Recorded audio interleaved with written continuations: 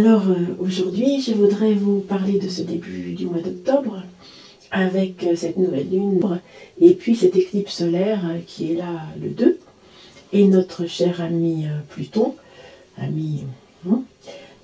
qui lui est dans les starting blocks, il est en position stationnaire et c'est toujours à ce moment-là où il est le plus efficace, dirons-nous.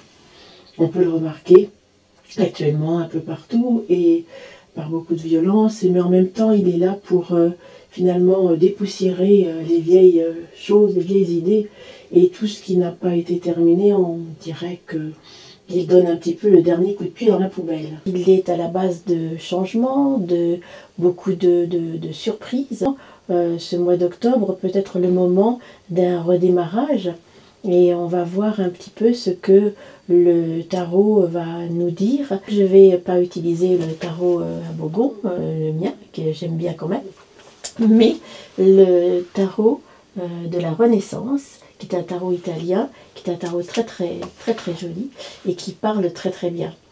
Alors accrochez vos ceintures pour ce début du mois d'octobre et puis surtout n'ayez pas peur de vous engager, de faire quelques compromis et puis de compter surtout sur votre intuition et votre feeling. Il va falloir réorganiser, mais on va le faire. Alors maintenant, voyons ce que le tarot veut nous ajouter. On s'installe et puis à tout de suite. Bon, alors allons-y pour notre tirage à 3 cartes avec le tarot de la Renaissance.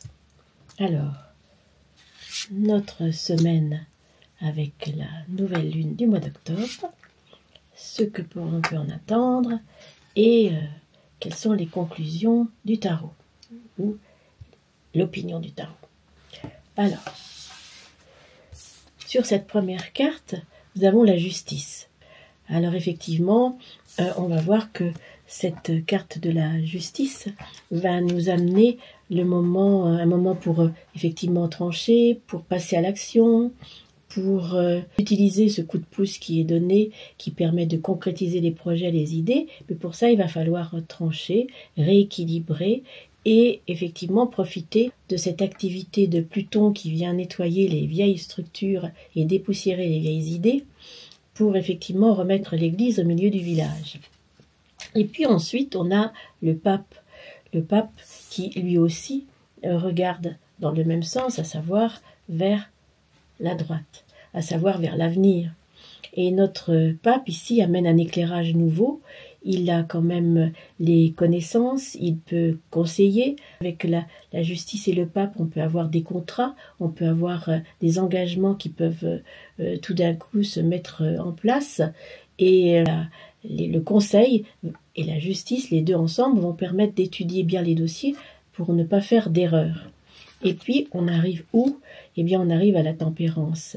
On va pouvoir effectivement avancer, on va pouvoir améliorer les choses, on va pouvoir discuter, on va pouvoir arriver à ces fameux compromis qui permettent d'aller de l'avant et d'arrêter de stagner. Et puis également, la tempérance suppose un temps d'errance, donc effectivement de prendre son temps et de faire attention surtout à la mi-octobre où l'impatience peut arriver, peut s'installer, mais il va falloir finalement rester un peu tranquille et effectivement écouter des conseils pour pouvoir arriver à quelque chose de constructif. Alors évidemment dans le tarot, il y a aussi les lames mineures.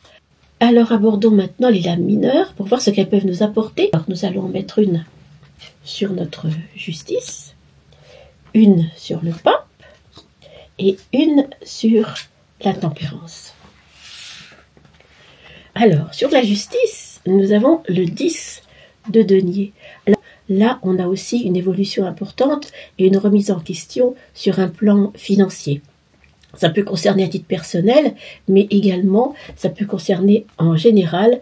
Et effectivement, il peut y avoir là une évolution importante et faire attention à équilibrer tout et à bien regarder et à bien analyser, en particulier tout ce qui peut se passer en bourse, par exemple. Et puis sur notre pape, de nouveau, il y a le 4. Le 4 de denier suppose une stabilité, une construction, effectivement, mais Encore faut-il suivre les conseils pour pouvoir 10 et 4 arriver à des compromis et des négociations et y aller quand même doucement en se rappelant que c'est pas le profit immédiat qui va forcément être le plus intéressant et qu'il va falloir peut-être viser un peu plus long terme. Et sur la tempérance, il y a le 8 de denier. Donc de denier demande à étudier. Étudier, c'est toujours le 8, c'est comme la justice. Donc effectivement, discuter, prendre des avis différents et puis voir exactement comment on peut réorganiser le travail, le système financier et puis voir aussi que effectivement au mois d'octobre on va sûrement beaucoup parler de finances, d'argent, que ce soit au niveau bancaire, au niveau comptable, au niveau taxes et qu'il va falloir peut-être, c'est peut-être le moment des comptes et le moment de se renseigner et de réétudier tout pour bien s'organiser dans le futur au niveau financier. En tout cas, visiblement, le mois d'octobre, il est un petit peu orienté par là. Alors, restez fidèles à vos valeurs et surtout, lâchez prise, restez tranquille et laissez-vous porter par votre intuition. À bientôt!